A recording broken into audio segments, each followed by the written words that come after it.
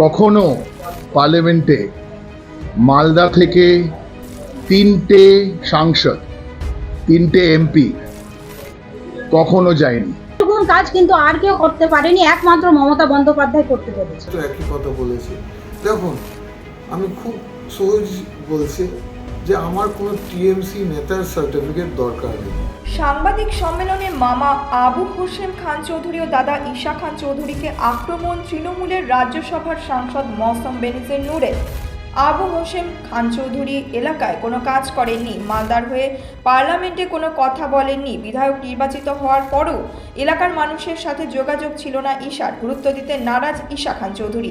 একই ধরনের পচা গলা কথা তৃণমূল প্রার্থী থেকে মমতা বন্দ্যোপাধ্যায় সবাই বলেছেন। এখন মৌসুমও সেই ধরনের কথা বলছেন। আমি কি কাজ করেছি, বাবা কি কাজ করেছে, এলাকার মানুষ জানে। বললাম সুযোগ দিয়েছে, যে মালদার কথা যেভাবে বরকত সাহেব তুলতেন, কাজ করতেন, আমাকেও সেই সুযোগ দিয়েছেন।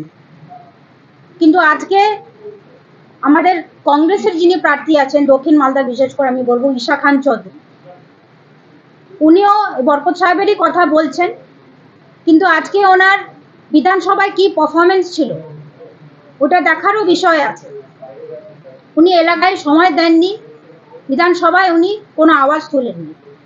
ঠিক একইভাবে যিনি কংগ্রেসের সাংসদ জিতেছিলেন, ওনারও কি পারফরমেন্স ছিল পার্লামেন্টে হোক বা এলাকায় হোক, সেটাও আপনারা খুব ভালো করে জানেন। কিন্তু আমি বিশ্বাস করি যে আমাদের যিনি দক্ষিণ মালদার প্রার্থী হয়েছেন শাহনওয়াজ আলী রায়হান, উনি একজন ইয়াং এডুকেটেড ছেলে।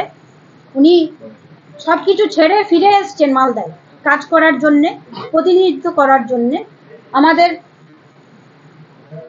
উত্তর মালদার আমাদের প্রার্থী প্রসূন বন্দ্যোপাধ্যায়, উনি দীর্ঘদিন মালদা এসপি ছিলেন, আইজি ছিলেন, রিজাইন করে এসছেন মমতাদির কথায় মালদার কাজ করার জন্য। কাজ করেছে, আমি গঙ্গা ভাঙানোর কাজ করেছি কিনা, আমি অনেক 100 কিলোমিটার রাস্তা করেছি কিনা, আমি বাউন্ডারি ওয়াল করেছি কিনা, কোথায় কোন কাজ করেছি, সার্টিফিকেট দিবে আমার পাবলিক কোথাকার।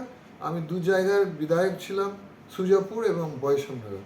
ওখানে আপনারা যান, ওদের কাছে, পাবলিকের কাছে শুধু আপনারা একটু আমার ব্যবহার, আমার কাজ, আমার উন্নয়ন, ওদের কাছ থেকে আপনারা প্রমাণ নেবেন।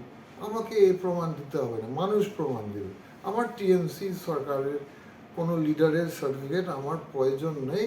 এই পচাগুলো কথা বারবার রিপিট করছে, আমায় জবাব দিবে মানুষ। এবং যে ভোট আসছে কয়েকদিনের মধ্যে, সেখানেও আমার আশা আছে, বিশ্বাস আছে, মানুষ ভোট দিবে। ওরা জানে আমি কীরকম ছেলে, কী কাজ করেছি, কীরকম আমার ব্যবহার, কীরকম আমি ঘুরি আর কত উন্নয়ন করেছি, তাদের ভালো আইডিয়া আছে।